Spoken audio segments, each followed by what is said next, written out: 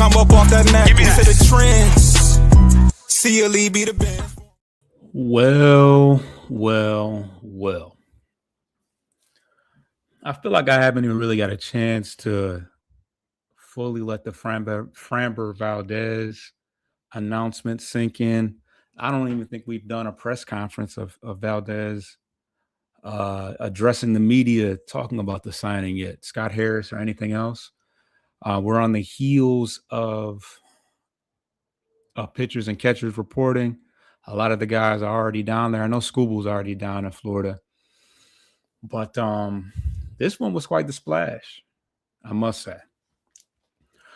Let's rewind back a couple weeks. We know Tarek Skubal has been was in negotiations in the final year of arbitration with the Tigers.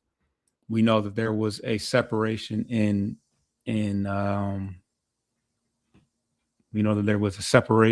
hold on one second. We know there was a separation in money, quite a significant one, and there were reports that the disparity between the Tigers' price and the Skubal price would affect whether or not we went out and got another pitcher. I took that with a grain of salt, and in the end, they went out and paid Framber Valdez. The next day, we find that the Tigers lost the arbitration hearing. Skubal will be awarded just $32 million. So at this point, we're thinking, okay, exciting that we got a predecessor to Skubal, possibly. Exciting that we have the best 1-2 punch in all of baseball. I think that's all but been confirmed that the WAR that when you combine the two F-WAR amounts, they're the top two combination of pitchers in a pitching staff. So we're thinking we got to be done. Unfortunately, we're not going to get a bat, but we're probably done addressing the pitching staff. We look pretty solid. They say Reese Olson may not start the year, but they said Reese Olson might not be in the starting, may not be able to start opening day, but we still got Troy Anderson, we still got Melton, we still got Kiter Montero, we got some guys that can step in and hold it down while he's out. And then minutes ago, it gets announced that Justin Verlander signs a 1-year, $13 million contract with the Detroit Tigers. And this will likely be his farewell tour. It's been a couple of years since he left Houston, so there has been some opportunities for him to return to Detroit, but for whatever reason, that hasn't happened. Now, as far as Scott Harris is concerned, as far as the Ilitch family is concerned, there's been a lot made about his unwillingness to spend money due to the Skubal situation, also misuse of money, spending $15 million on Alex Cobb, somebody that didn't pitch that didn't throw a single pitch at the major league level this past year. I think you can all but dispel his willingness to spend money because he dropped a major bag on Framber Valdez.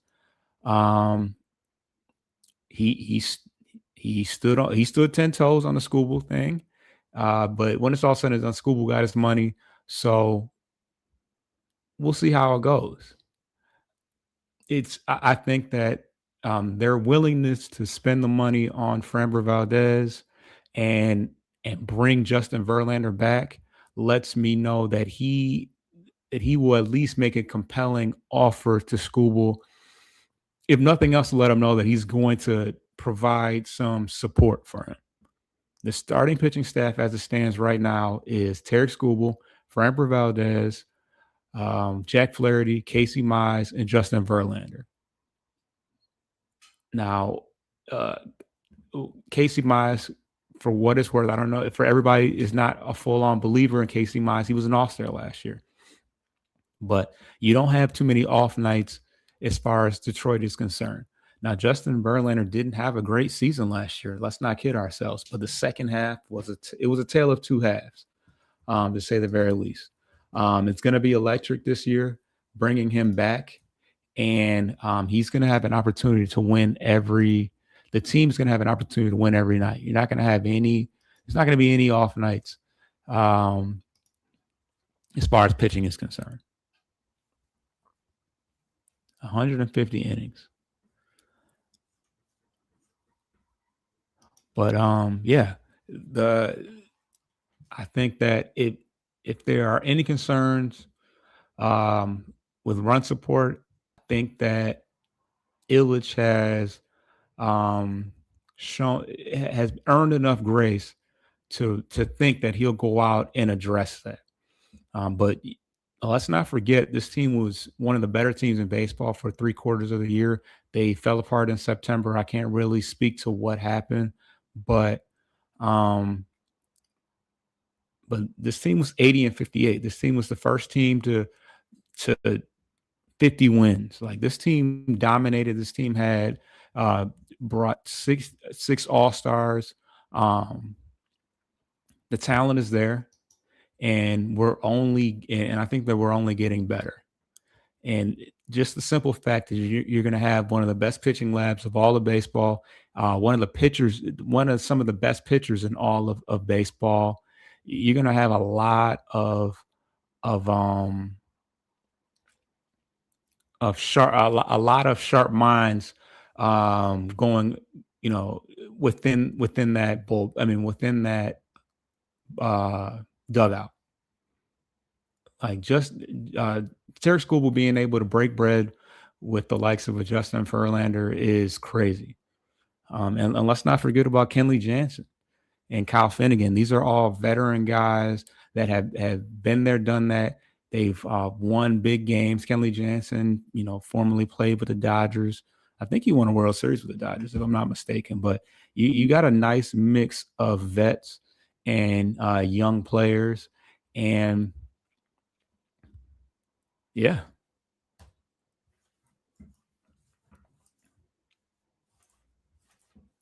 We got here. Which 40 man is getting traded away to make room? I got one name, might be obvious. I mean, it doesn't really matter, but yeah, because somebody's got to go. But if it's a pitcher, it'll probably be Bailey Horn, to be honest. Either that or Bo Brisky. If it's just a miscellaneous player, then yeah, it's probably Sweeney, which is my guess. But yeah. This team is ultra talented. We got some young guys waiting in the wings, and there's a lot to be excited about. The biggest question being the bat, no doubt. The bats, no doubt about it. Oh, Sawyer Gibson Long. Okay, yeah, probably. I don't know if it's by a million, but yeah. He came back. I can't remember if he came back in August or September, but he didn't get a lot of opportunities to get right.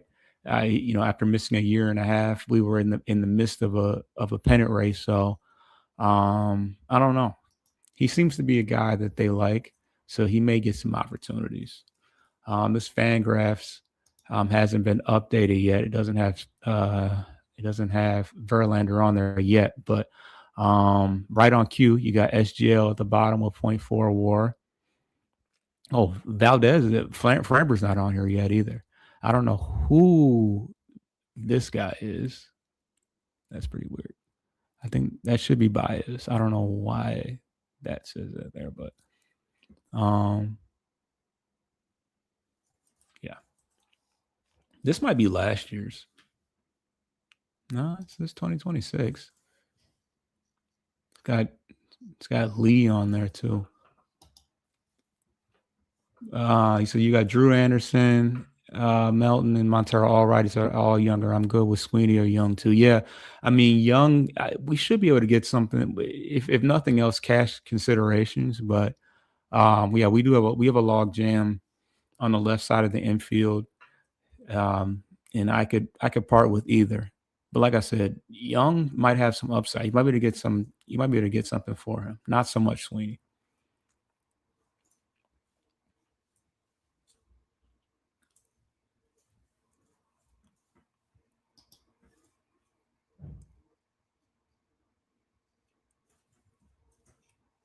What is all this?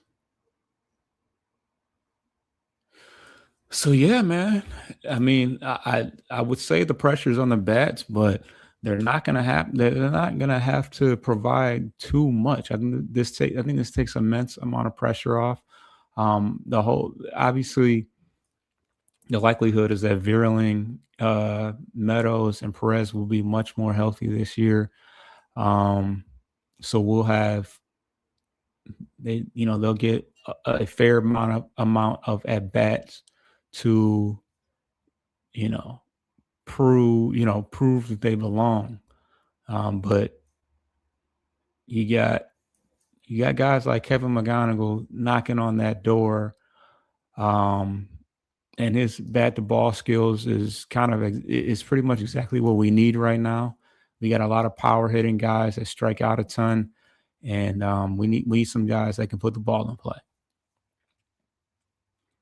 But I think this pretty much solidifies that the Tigers are going all in. Obviously, JV is bought into that concept, and there's going to be if there was if there was already going to be a buzz around Comerica Park.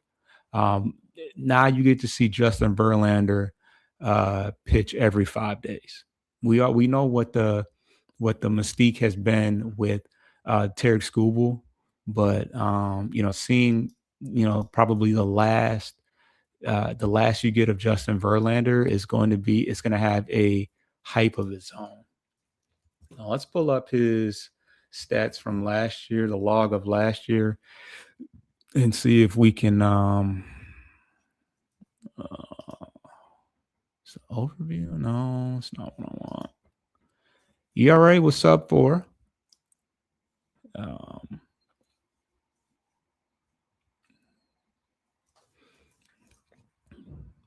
He pitched in 29 games last year, which was the most he's pitched since 2022 when he obviously won the Cy Youngs. He won 18-4 that year.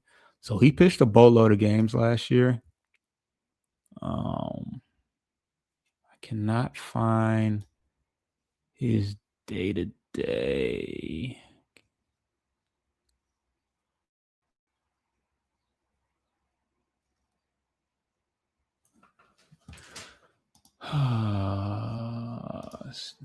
Outings. Let's see if we can do that.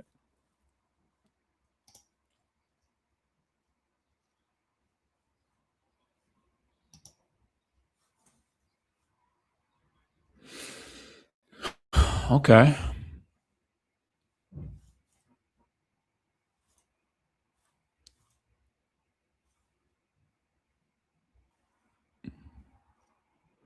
So you look at the second half, which is basically after July. Of course, they don't have earned runs.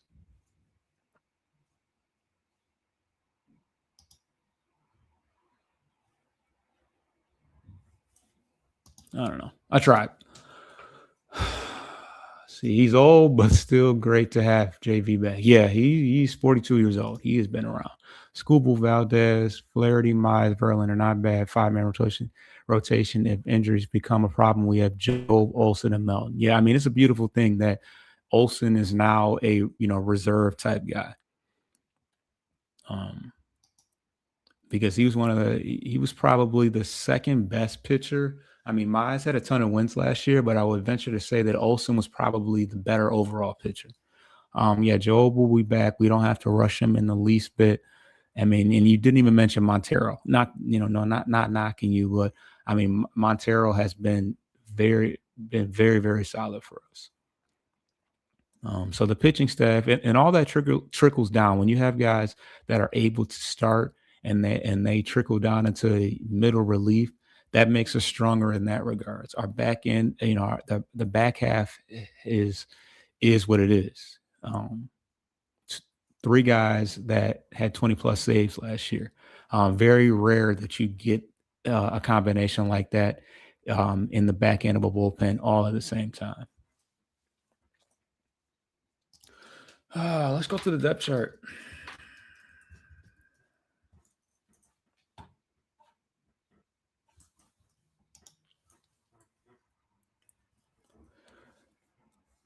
Oh boy. Oh, there it is. All right. So we already got an update here. You got JV in the 4, and you got the All-Star from last year, Casey Mize at the 5. Jack Flaherty getting a lot of respect. But yeah, that top end, that is a 10, that is 10, what is that? 9.9 WAR from your top two. What was JV? JV was 1.7. So yeah, here's your back end right here. You got Bo Brisky, Drew Anderson, and then of course Olsen and Jackson Job are both on the IL.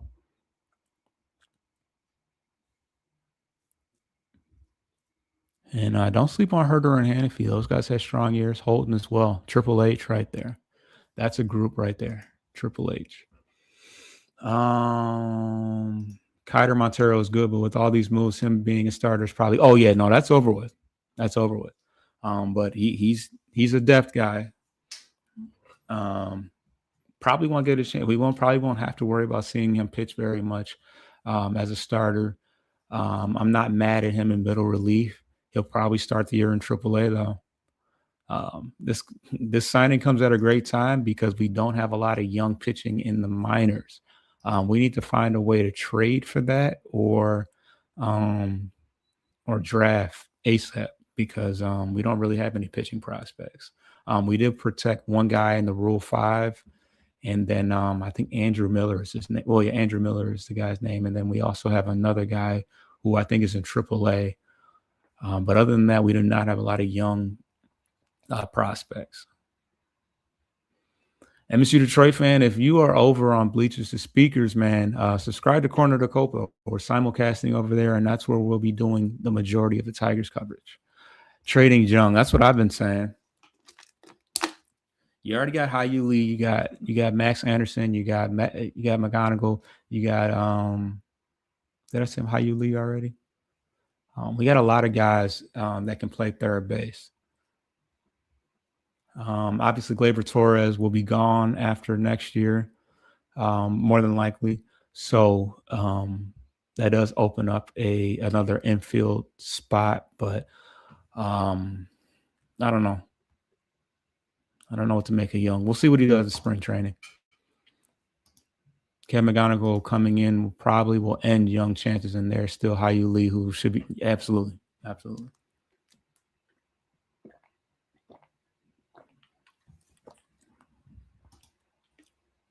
Baseball American did a great deep dive on Tigers farm system that dropped it. Yep. Oh, wow. Yeah. Definitely checked it out. He said also at least this season Cole is playing third. You're right. And I forgot about that. Cole playing third until Gleyber leaves. Yeah. So I guess the alternative could certainly be Keith moving back to second, and then keep moving back to second when Gleyber leaves, and then I don't know. I guess you could put McGonigal at third.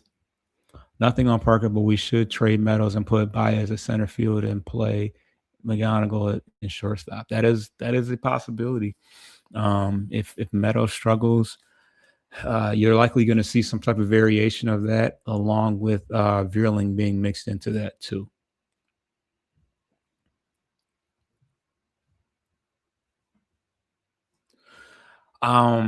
Although I don't know if Baez did great, but I don't know if I want him out there every day in center field. But that also, like I said, you mix in Verlander there, you mix in Perez as well. It's all going to come down to how quickly they want to progress McGonigal along. If they want him to start day one, they will make room. They'll figure it out. Trade Verlander, yeah, I said that last year. They like him though. When Clark is ready, yeah, and that's another thing. Clark hasn't even hit AAA yet. I don't see any reason to rush him along, but if he out the gate is tearing the cover off the ball, um, that clock is going to start. But um, just watch the interviews when they talk about when AJ talks about Parker Meadows. That's just one of those guys. That's just one of his guys.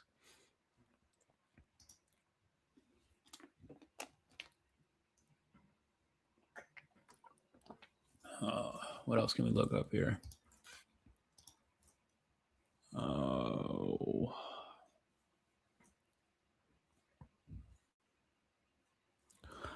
Let's look at the key outings for Justin Verlander. He won 6 innings, 2 runs against the Rockies.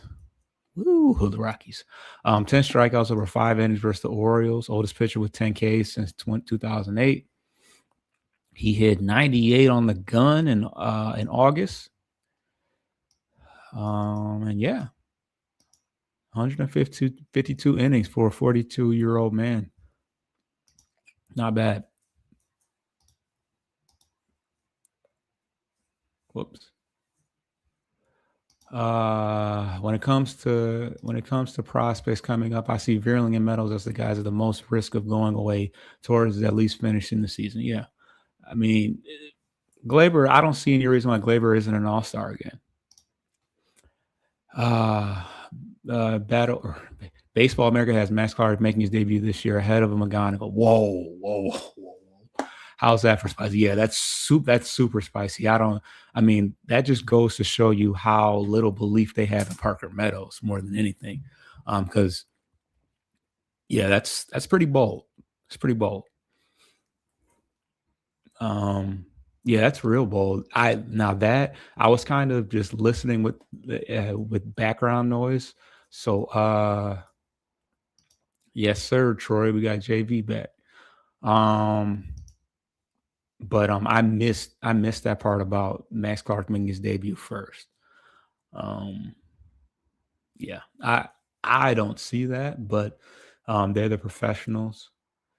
I think that the curve, as far as the learning curve right now, McGonigal is ahead of schedule, and he doesn't have a big, he doesn't have a whole lot in front of him right now.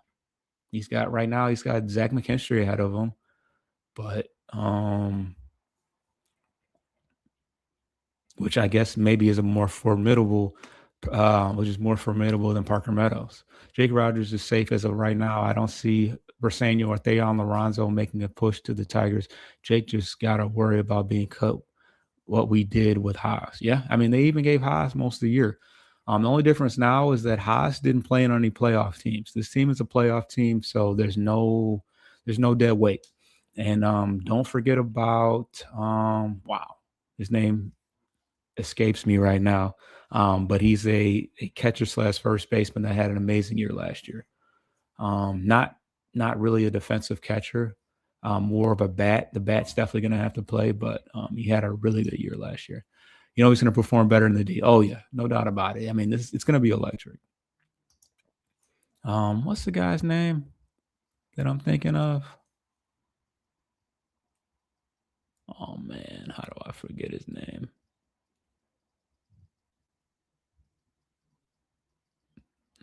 Eduardo Valencia.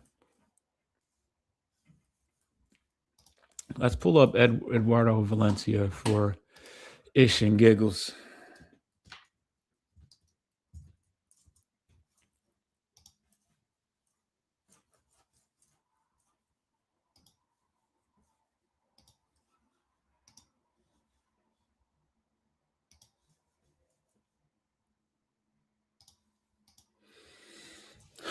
So this guy started the year in AA, finished the year in AAA, almost had 100 RBIs. Now you know how many fewer games they play in the minor leagues. It's pretty crazy for him to get to that mark. But yeah, 941 OPS, 382 on base percentage. He takes his walks, hits for average, hit for a ton of power. I cannot wait to see this guy hit in spring training. You're probably no. I'm thinking of Briseño. This guy right here. I'm thinking of Valencia. Briseño had a solid year, but even then, um, it didn't compare to Briseño. I mean, it didn't compare. Yeah, it didn't compare to Valencia. Josue is the guy they moved with McGonigal and Clark. Yeah, no. I know who Briseño is. Um, yeah, triple crown in the Arizona Fall League. Catcher, first baseman. Um, I think you make Baez your third baseman, safety net, and split with Zach. McGonigal can learn second base too. Yeah. I think second base, for as good as McGonigal actually looks at shortstop, I think the second base position would be an easy transition for him. Um, because they do have doubts whether his range, because he's not a super athletic guy. He's 5'9", 180, not a big strong guy, but I think that the transition to second base will be seamless. And yeah, he's going to be an everyday player for certain in 2027. But he's going to get his cuts in 2026 as well. He says can learn second base and maybe some reps at shortstop. He's projected plus defender at second base average. Cut Sweeney. Yes, Sweeney. I mean, I don't know if it's possible to sign him to a minor league deal, but and I honestly think that he could go sign somewhere else and possibly latch on. But with this current team right now, you can't have a guy that's just you can't have that dead weight on a team like this. Appreciate what he did in 2024 when he stepped in as the everyday shortstop when Javi was hurt. He made an amazing catch. It was either in the playoff. I think it was in the playoffs that he made that catch. But at this point in time, he's just holding up. Him and Young are just taking up space, and it just doesn't make sense.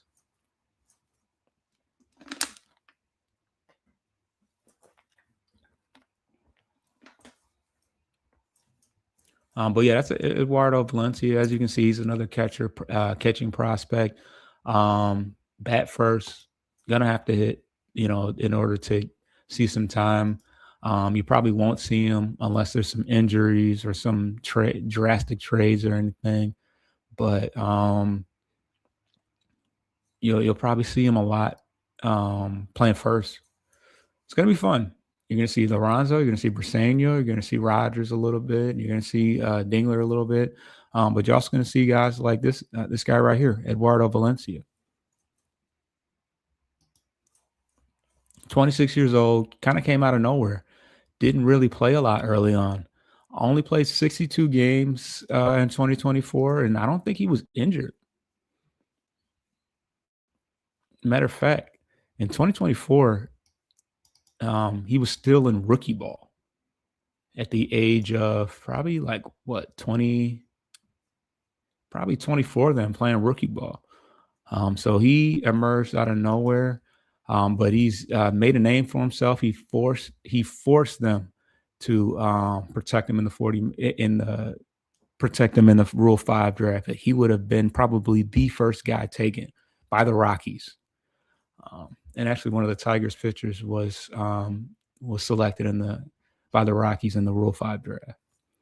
But damn, it's been 30 minutes. Appreciate everybody for tapping in. Everybody, I don't know who is where, but if you are subscribed to Bleachers to Speakers and are a fan of baseball, subscribe to Corner to Copa, because that's where we will be doing the vast majority of the baseball coverage. There's no doubt we are going all in. Yeah, no doubt about it. And um, maybe it's the young guys that pick up the slack that we had offensively. It would have been nice to bring in another veteran bat to short things up, but maybe Kerry Carpenter hits more versus lefties. Maybe Max Anderson's that guy. Maybe what Eduardo, Valencia is that guy. Maybe Theron Lorenzo has a turnaround year. I mean, at this point, all these young guys that are being protected to the 40-man roster, that means that we feel that you can be on the major league roster once all said and done. So they're all going to get opportunities at some point. He said, Troy said, this will be the year we actually make a deal for a bat at the deadline. Absolutely. Why would you allow yourself to fall short? you've decided to spend all this money. Trade deadline better not be a slew of sevens or any. No, I can't see it. There'd have to be so many injuries at this point. We're way deeper, and I'm gonna say I'm gonna leave this concept alone. I've reiterated it. Last year, in our starting lineup, we had guys like Manuel Margot and Ryan Kryler. Who else? Manuel Margot, Ryan Kryler. We're only 2 years removed from having guys like Gio Urshela and Mark Canna. And, we had some pretty, you want to talk about journeymen? Gio Urshela and Mark Canna are the embodiment of that. Now we have solidified core members of our team that will be starting. And I'm excited to see I'm excited to see a healthy Matt Vierling. He was one of the fan favorites 2 years ago. He was a 3-WAR player, if I'm not mistaken. He had a great year and a much improved year, and he looked like he was about to get back to form before he got injured again. Now, if he lands back on the IL again, I think it's time to just scrap the whole situation. Maybe his body is just failing him at this point. He's a little bit older. I think he's like 28. So, but I think we're deeper, and I think that this is a similar philosophy to where Seattle was, where they went from just wanting to compete and be around to being a legitimate World Series contender. So even an average lineup will put us as a top team because we have the best pitching in the league. I agree. He said, "Oh man, that's the other one, Tommy Kahnle and Mike Brebbia. I think his name was. I'm genuinely okay right up to a opening day right now. Yeah. This is exciting. There hasn't been this much excitement and this much potential going into a season since Cabrera was in his prime. I'm willing to say that. And maybe Riley Green cares about striking out this year. Go figure. Maybe he turns into a contact hitter. Maybe he lays down a bunt. All right, let's not get carried away. I didn't put one ad break in this whole show, but that's all right. So yeah, a lot going on, a lot to be excited about. All right, I'm getting up out of here. Oh, one more comment. Early trade target. You waiting on? No, come on, coach. Nah, Cincinnati would be pissed. The fan base would be pissed. But it does say a lot that we brought back JV, spent all that money on Framber Valdez. They did not want to bring Suarez back to Detroit. That's for certain. Because that money was there. How much did he get paid? I think it was like 1 year, 13. Let's see. Wow, those numbers are just insane. Contract.